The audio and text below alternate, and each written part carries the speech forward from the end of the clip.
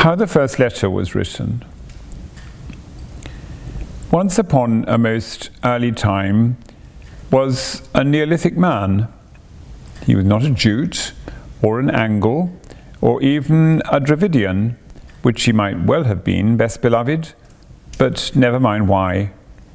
He was a primitive, and he lived cavily in a cave, and he wore very few clothes, and he couldn't read, and he couldn't write, and he didn't want to, and except when he was hungry, he was quite happy. His name was Tegumai Bopsulai, and that means man who does not put his foot forward in a hurry. But we, O best beloved, will call him Tegumai for short. And his wife's name was Teshumai Tewindrow, and that means lady who asks a very many questions. But we, O best beloved, will call her Teshumai for short. And his little girl daughter's name was Tafimai Metulamai, which means small person without any manners who ought to be spanked. But I'm going to call her Taffy. And she was Tegumai Bopsulai's best beloved, and her own mummy's best beloved, and she was never spanked, half as much as was good for her. And they were all three very happy. As soon as Taffy could run about, she went everywhere with her daddy Tegumai, and sometimes they would not come home to the cave till they were hungry, and then Teshumai Tewindrow would say, "Where in the world have you two been to get so shocking dirty? Really, my Tegumai, you're no better than my Taffy." Now attend and listen.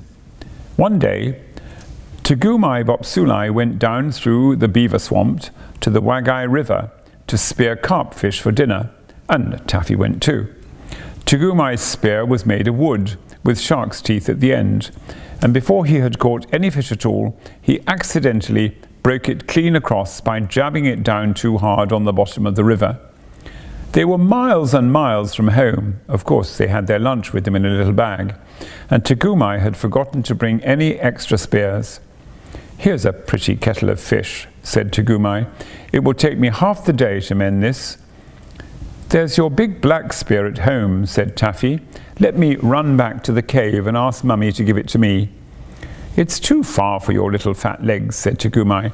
"Besides, you might fall into the beaver swamp and be drowned. We must make the best of a bad job." He sat down and took out a little leather mendy bag full of reindeer sinews and strips of leather and lumps of beeswax and resin, and began to mend the spear. Taffy sat down too, with her toes in the water and her chin in her hand, and thought very hard. Then she said, "I say, Daddy, it's an awful nuisance that you and I don't know how to write, isn't it? If we did, we could send a message for the new spear." "Taffy," said Tegumai, "how often have I told you not to use slang? Awful isn't a pretty word, but it would be a convenience. Now you mention it, if we could write home." Just then a stranger man came along the river, but he belonged to a far tribe, the Tawaras, and he did not understand one word of Tegumai's language. He stood on the bank and smiled at Taffy because he had a little girl daughter of his own at home. Tegumai drew a hank of deer sinews from his mendy bag and began to mend his spear. "Come here," said Taffy. "Do you know where my mummy lives?" And the stranger man said, being, as you know, a Tawara. "Silly," said Taffy, and she stamped her foot, because she saw a shoal of very big carp going up the river just when her daddy couldn't use his spear. "Don't bother grown-ups," said Tegumai, so busy with his spear mending that he did not turn round. "I aren't," said Taffy. "I only want him to do what I want him to do, and he won't understand." "Then don't bother me," said Tegumai, and he went on pulling and straining at the deer sinews with his mouth full of loose ends. The stranger man, a genuine Tawara he was, sat down on the grass, and Taffy showed him what her daddy was doing. The stranger man thought, "This is a wonderful child. She stamps her foot at me, and she makes faces. She must be the daughter of that noble chief who is so great that he won't take any notice of me. so he smiled more politely than ever. "Now," said Taffy, "I want you to go to my mummy, because your legs are longer than mine, and you won't fall into the beaver swamp, and ask for Daddy's other spear, the one with the black handle that hangs over our fireplace." The stranger man, and he was a Tawara, thought, "This is a very, very wonderful child. She waves her arms and she shouts at me, but I don't understand a word of what she says. But if I don't do what she wants, I greatly fear that that haughty chief, man who turns his back on callers, will be angry." He got up and twisted a big flat piece of bark off a birch tree and gave it to Taffy. He did this, best beloved, to show that his heart was as white as the birch bark, and that she meant no harm. But Taffy didn't quite understand. "Oh," she said, "now I see. You want my mummy's living address. Of course, I can't write, but I can draw pictures if I've anything sharp to scratch with. Please lend me the shark's tooth off your necklace." The stranger man, and he was a Tawara, didn't say anything. So Taffy put up her little hand and pulled at the beautiful bead and seed and shark tooth necklace round his neck. The stranger man, and he was a Tawara, thought, "This is a very, very wonderful child. The shark's tooth on my necklace is a magic shark's tooth, and I was always told that if anybody touched it without my leave, they would immediately swell up or burst.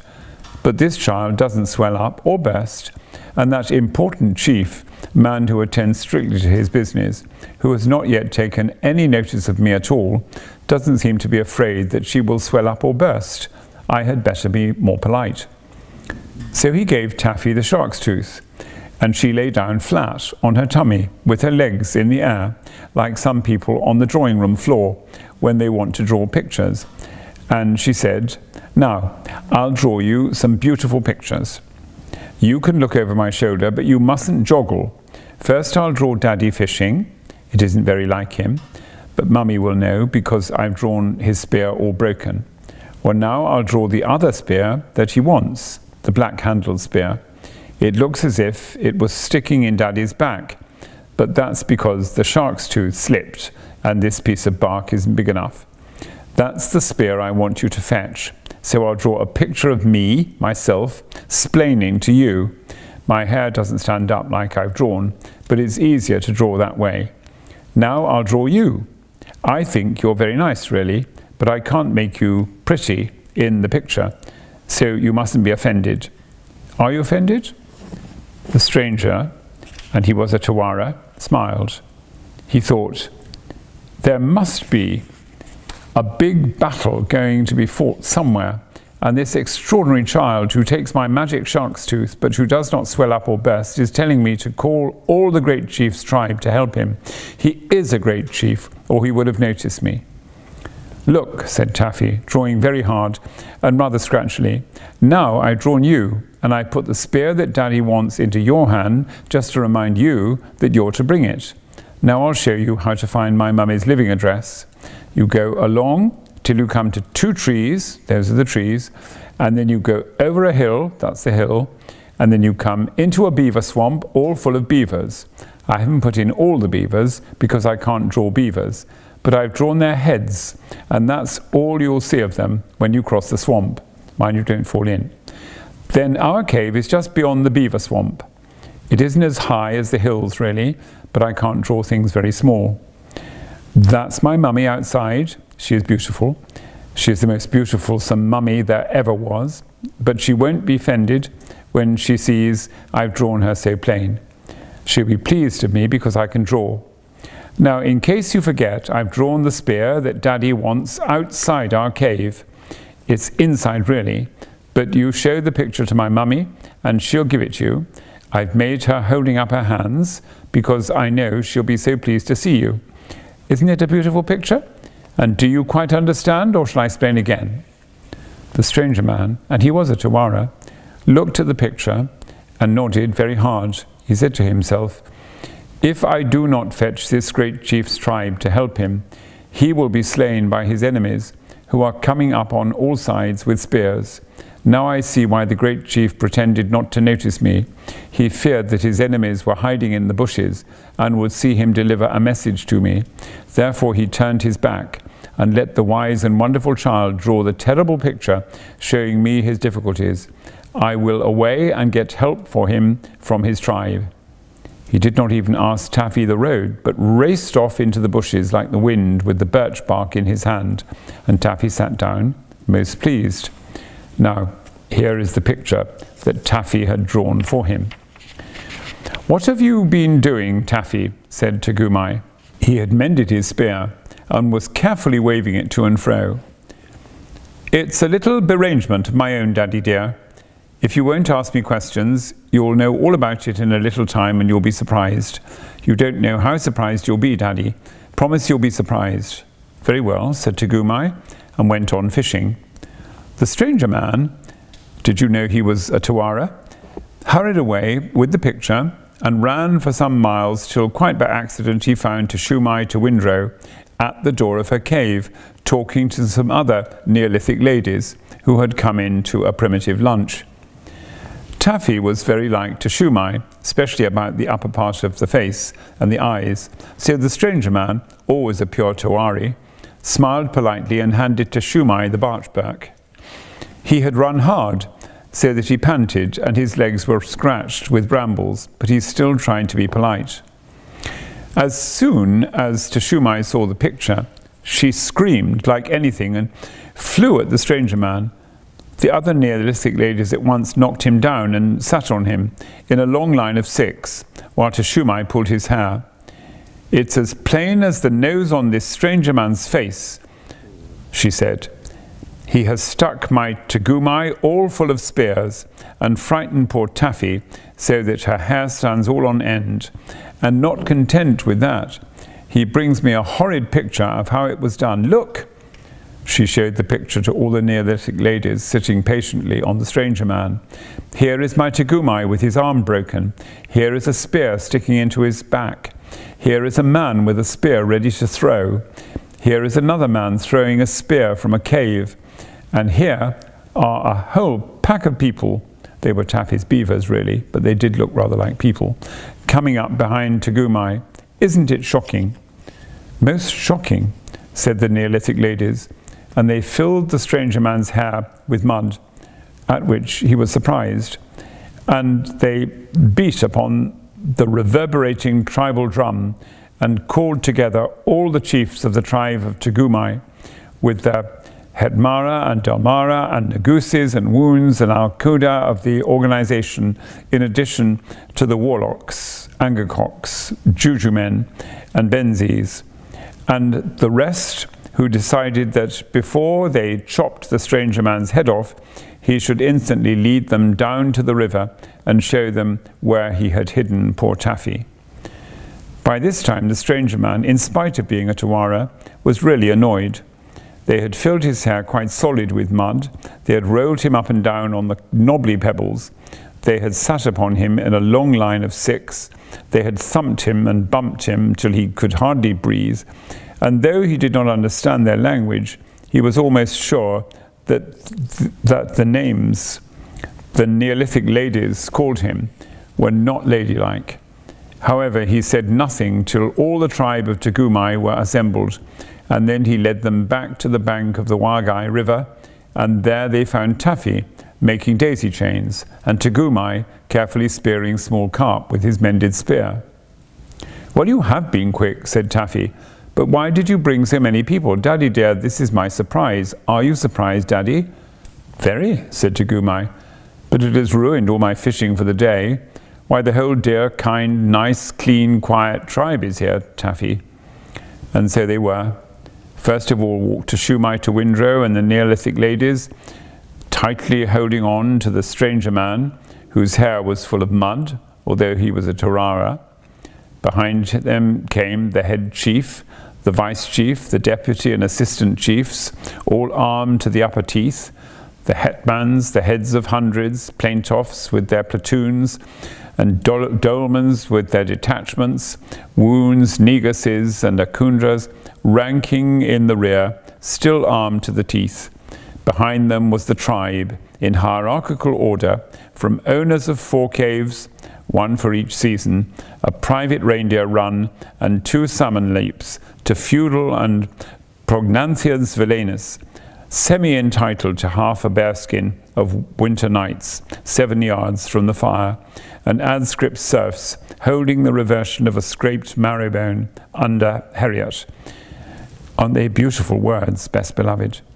They were all there, prancing and shouting, and they frightened every fish for 20 miles. Tagumai thanked them in a fluid Neolithic oration. Then Teshumai to Windrow ran down and kissed and hugged Taffy very much indeed. But the head chief of the tribe of Tagumai took Tagumai by the top-knot feathers and shook him severely. "Explain, explain, explain," cried all the tribe of Tagumai. "Goodness sakes alive," said Tagumai, "let go of my top-knot. Can't a man break his carp spear without the whole countryside descending on him? You're a very interfering people." "I don't believe you've brought my daddy's black-handled spear after all," said Taffy. "And what are you doing to my nice stranger man?" They were thumping him by 2s and 3s, and 10s, till his eyes turned round and round. He could only gasp and point at Taffy. "Where are the bad people who speared you, my darling?" said Teshumai to Windrow. "There weren't any," said Tagumai. "My only visitor this morning was the poor fellow that you were trying to choke. Aren't you well? Or are you ill, O tribe of Tagumai?" "He came with horrible pictures," said the head chief, "a picture that showed you were full of spears." Perhaps I'd better explain that I gave him that picture," said Taffy, but she didn't feel quite comfy. "You?" said the tribe of Tagumai, "all together? Small person with no manners who ought to be spanked? You?" "Taffy, dear, I'm afraid we're in for a little trouble," said her daddy, and put his arm round her so she didn't care. "Explain," said the head chief of the tribe of Tagumai as he hopped on 1 foot. "I wanted the stranger man to fetch daddy's spear, so I drawed it," said Taffy. "There wasn't lots of spears. There was only 1 spear. I drawed it 3 times to make sure. I couldn't help it looking as if it stuck into daddy's head. There wasn't much room on the birch bark. And those things that Mummy called bad people are my beavers. I drawed them to show him the way across the swamp. And I drawed Mummy at the mouth of the cave, looking pleased because he is a nice stranger man. And I think you are just the stupidest people in the world," said Taffy. "He is a very nice man, and you filled his hair with mud. Wash him." Nobody said anything at all for a long time. And then the head chief laughed. And then the stranger man, who was at least a Tawara, laughed. Then Tagumai laughed, till he fell down flat on the bank. Then all the tribe laughed, more and worse and louder. The only people who did not laugh were Teshumai to Windrow and all the Neolithic ladies. They were very polite to all their husbands and said, "Idiot," ever so often. Then the head chief of the tribe of Tagumai cried and said and sang, "O small person without any manners who ought to be spanked, you've hit upon a great invention." "I didn't intend to. I only wanted Daddy's black-handled spear," said Taffy. "Never mind. It is a great invention, and someday men will call it writing. At present it is only pictures, and as we have seen today, pictures are not always properly understood. But a time will come, O babe of Tagumai, when we shall make letters, all 26 of them, and when we shall be able to read as well as to write. And then we shall always say exactly what we mean without any mistakes. Let the Neolithic ladies wash the mud out of the stranger's hair." "I shall be glad of that," said Taffy, "because, after all, though you've brought every single other spear in the tribe of Tagumai, you've forgotten my daddy's black-handled spear." Then the head chief cried and said and sang, "Taffy, dear, the next time you write a picture letter, you'd better send a man who can talk our language with it to explain what it means. I don't mind it myself because I am a head chief, but it's very bad for the rest of the tribe of Tagumai, and as you can see, it surprises the stranger." Then they adopted the stranger man, a genuine Tawara of Tawara, into the tribe of Tugumai because he was a gentleman and did not make a fuss about the mud that the Neolithic ladies had put into his hair. But from that day to this, and I suppose it is all Taffy's fault, very few little girls have ever liked learning to read or write. Most of them prefer to draw pictures and play about with their daddies, just like Taffy.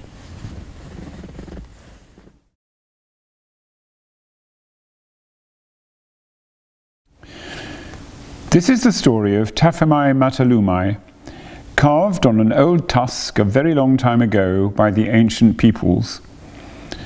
If you read my story, or have it read to you, you can see how it is told out on the tusk. The tusk was part of an old tribal trumpet that belonged to the tribe of Tugumai. The pictures were scratched on it with a nail or something, and then the scratches were filled up with black wax. But all the dividing lines and the 5 little rounds at the bottom were filled with red wax. When it was new, there was a sort of network of beads and shells and precious stones at one end of it. But now that has been broken and lost, all except the little bit that you see. The letters round the tusk are magic, runic magic, and if you can read them, you will find out something rather new. The tusk is of ivory, very yellow and scratched. It is 2 feet long and 2 feet round and weighs 11 pounds 9 ounces.